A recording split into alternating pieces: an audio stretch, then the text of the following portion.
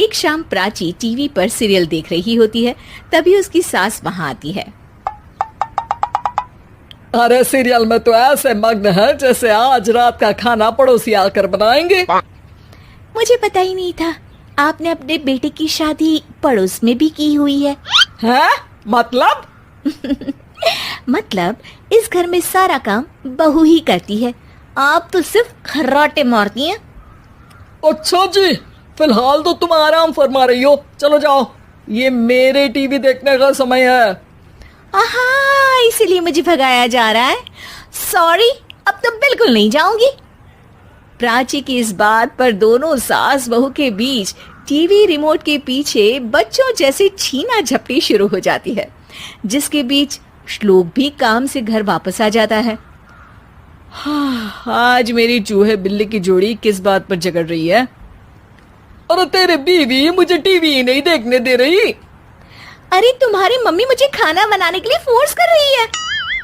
अरे वाह, ऐसे बेतुके रीजन पर तो बच्चे भी झगड़ा नहीं करते।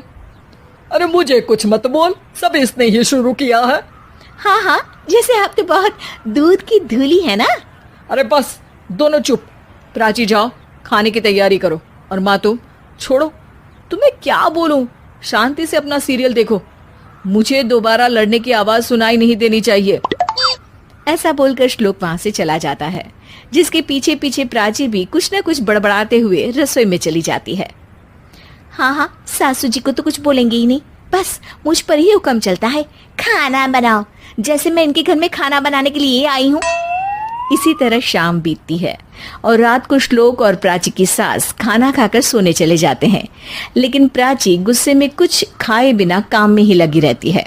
इस घर में किसी को घंटा फिक्र नहीं पड़ता, मैं खाऊं या भूखी रहूं। प्राची कुछ देर के लिए रसोई से बाहर जाती है और जैसे ही वापस आती है तो वहां दूध का भरा ग्लास देखकर हैरान रह जाती है। फिक्र पूरी है, बस दिखाना नहीं है। प्राची दूध पीकर सोने चली जाती है और अगली सुबह एक बार फिर सास बहू का कार्टून नेटवर्क स्टार्ट हो जाता है। ये तुमने ही किया है। अरे अजीब जबरदस्ती है, मैं बोल रही हूँ मैंने कुछ नहीं किया। दोनों ने मिलकर पूरे घर को पागल खाना बनाया हुआ है। यहाँ कोई नॉर्मल इंसान तो रह ही नहीं सकता, इसीलिए अब पड़ोसी क्या रिश्तेदार भी घर आने से कतराते हैं। और सुन बेटे, तू भी चंगा, तेरी माँ भी चंगी, तेरी बीवी भी चंगी, रिश्तेदार। हाँ जी, आपको नहीं पता क्या, गंगाधर ही शक्तिमान है, रिश्तेदार ही। हाँ हाँ, बस समझ गया। कभी जानवरों जैसे लड़ेंगी तो कभी जुगलबंदी करेंगी। भाई मैं आप दोनों के बीच में नहीं फंसना चाहता।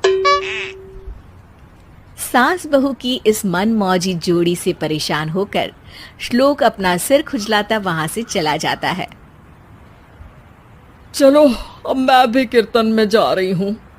इस पर जैसे ही सास कमरे में अपना पर्स लेने जाती है तो वहां नाश्ते की प्लेट रखी देख मुस्कुराने लगती है और नाश्ता करके घर से बाहर निकलते हुए कुछ पैसे टेबल पर रख जाती है, जिसके कुछ देर बाद सिलेंडर वाला घर आता है। ओ मोरी मैया, मैं सिलेंडर के बारे में तो बिल्कुल भूल ही गई थी। घर खर्च के सारे पैसे भी मम्मी के पास है और श्लोक से बोला तो उल्टा 4 बात सुनाएंगे। प्राची ये सोच ही रही होती है कि अचानक उसका चेहरा चमक उठता है और वो घर में आकर इधर उधर देखने लगती है।